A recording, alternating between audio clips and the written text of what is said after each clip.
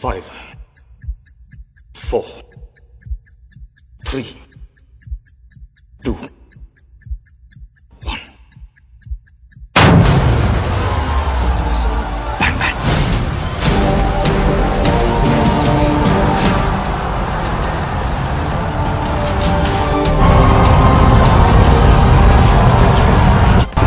You've heard the call out. Vehicle is supersonic.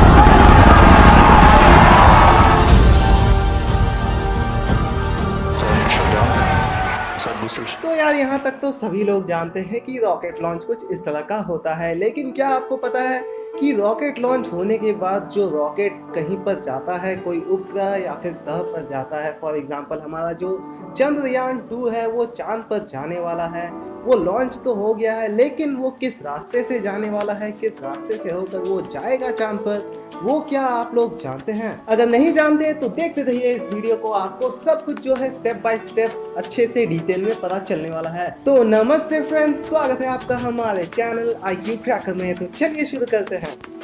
तो दोस्तों, जो हमारा चंद्रयान 2 है उसका रास्ता जो है देखने में कुछ इस तरह का है, जर्नी टू द मून। तो चंद्रयान का जर्नी जो है कुछ इस तरह का होने वाला है। ओए सर, काय खुजा रहे हो? कन्फ्यूजिया गए का? ये गलत है, बिल्कुल गलत है। कौन बोला है तुमको कि इतना लॉन्ग कट लेके घूम घूम के चांद पर जाया जाता है? अच्छा, तो तू ही बता दे कैसे जाना है चांद पर। सीधे जाओ, शॉर्टकट रहेगा। देखो मैं समझाता हूँ। ये रहा रॉकेट, वो रहा चांद, ये हुआ लॉन्च, और ये रहा रास्ता, और ये हुआ लैंडिंग। देखा, ऐसे करते हैं लॉन्च, बिल्कुल परफेक्ट लैंडिंग। वाह, क्या लॉन्च किया है! तू तो बिल्कुल इजराइल के साइंटिस्टों के जैसा है यार। पता है, उन्होंने भी बिल्कुल यही तरीका अपनाया था और देखो क्या हुआ। इस तरह से रॉकेट लॉन्च करने से लैंडिंग नहीं बल्कि हमेशा क्रैश लैंडिंग ही होता है। तो दोस्तों, ये कोई तरीका नहीं है रॉकेट को लॉन्च करने का।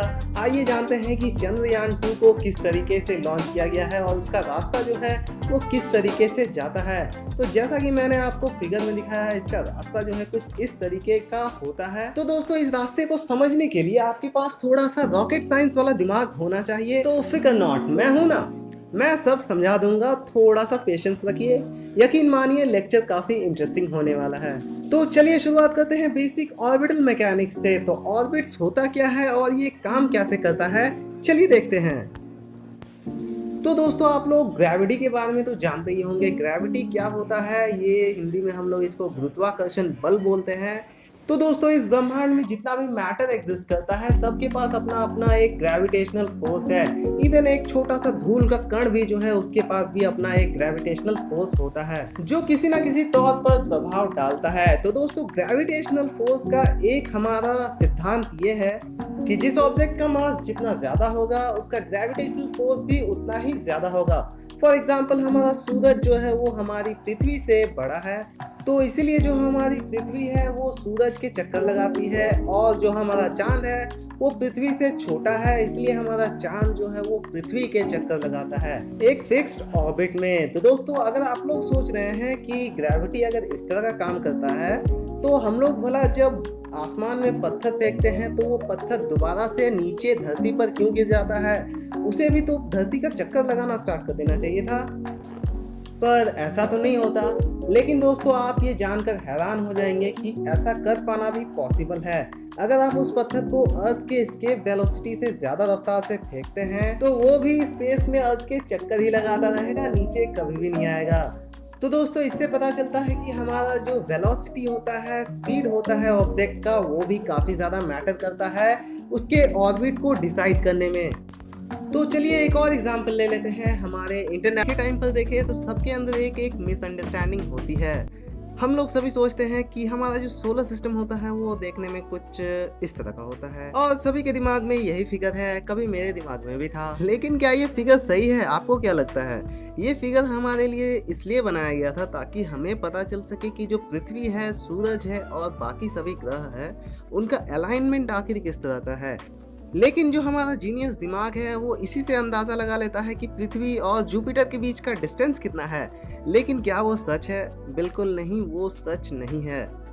आप जरा खुद ही सोच कर देखिए, अगर इतना बड़ा सूरज यहाँ पर हमारे पृथ्वी के इतने करीब होगा तो हमारे पृथ्वी का क्या हाल होगा, और बाकी सभी प्लैनेट्स भी एक दूसरे के इतने सामने अगर होंगे, इतने करीब होंगे, तो सभी प्लैनेट्स एक दूसरे के ग्रेविटेशनल फोर्स के कारण ही उलझ करके रह जाएंगे और कुछ इस तरह का हमें सोलर सिस्टम देखने को मिलेगा जहाँ पर सभी प्लैनेट्स आपस में ही टकरा रहे हैं। इसमें आपकी कोई गलती नहीं है, बचपन में मैंने भी यही सेम पढ़ा था और प्रोजेक्ट वर्क भी बनाया था।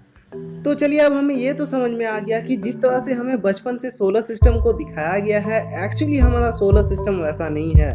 हम लोग जब चांद को पृथ्वी से देखते हैं तो हमें लगता है कि वो काफ़ी नज़दीक है, लेकिन ये सच्चाई नहीं है। चांद जो है कुछ इतने डिस्टेंस पर है हमारी पृथ्वी से, और अगर ऑन एवरेज देखा जाए तो इस डिस्टेंस के बीच में हमारा जो है 30 पृथ्वी समा सकता है। तो दोस्तों, आप समझ सकते हैं कि हमारा जो चांद है वो पृथ्वी से कितना ज़्यादा दूर है। अगर आप 100 किलोमीटर प्रति घंटा के स्पीड से भी जाएंगे तो आपको 160 दिन लगेंगे सीधे ट्रैवल करने में। तो हम लोग चांद पर कार से तो नहीं बल्कि रॉकेट से जाने वाले हैं। तो बेसिकली यहाँ पर हमारा जो स्पीड है वो कई गुना ज़्यादा बढ़ जाएगा, तो हमें जो है समय भी काफ़ी कम लगेगा। लेकिन यहाँ पर हमारा जो पाथ होगा वो इलिप्टिकल शेप का होगा, इसलिए हमारा जो है थोड़ा सा कॉम्प्लिकेटेड बन जाएगा ये रास्ता। तो यहाँ पर आप देख सकते हैं हम लोग किस तरह से जो है चांद पर जाने वाले हैं। यहाँ पर जो हमारा चंद्रयान है ये कुल 3 चक्कर लगाने वाला है हमारे पृथ्वी का, और हर चक्कर के बाद ये जो है लोअर ऑर्बिट से हायर ऑर्बिट में जंप करेगा। और जंप करने के लिए इसे सिर्फ एक ही चीज़ करना है, अपना स्पीड बढ़ाना है। जैसे जैसे ये स्पीड बढ़ाता जाएगा इसका ऑर्बिट जो है वो और ज़्यादा आगे बढ़ता जाएगा, ये लोअर ऑर्बिट से हायर ऑर्बिट में जाता रहेगा। और एक टाइम ऐसा आएगा जब ये अर्थ के ग्रेविटेशनल फोर्स को क्रॉस कर जाएगा, अर्थ के ग्रेविटेशनल फोर्स से बाहर चल जाएगा, फिर इस पर जो है चांद का ग्रेविटेशनल फोर्स एक्ट करने लगेगा, और उस टाइम जो है हमारा चंद्रयान चांद के चक्कर लगाना स्टार्ट कर देगा। और इसी तरह से जो हमारा चंद्रयान है वो चांद के 3 चक्कर लगाने वाला है, और हर एक चक्कर में वो जो है हायर ऑर्बिट से लोअर ऑर्बिट की तरफ जाने वाला है। और ऐसा करने के लिए उसे सिर्फ एक चीज़ करना है, अपना स्पीड कम करना है। तो जैसे जैसे चंद्रयान का स्पीड कम होते जाएगा वो हायर ऑर्बिट से लोअर ऑर्बिट में जाता रहेगा, और एक टाइम ऐसा आएगा जब वो चांद के सरफेस में पहुंच जाएगा।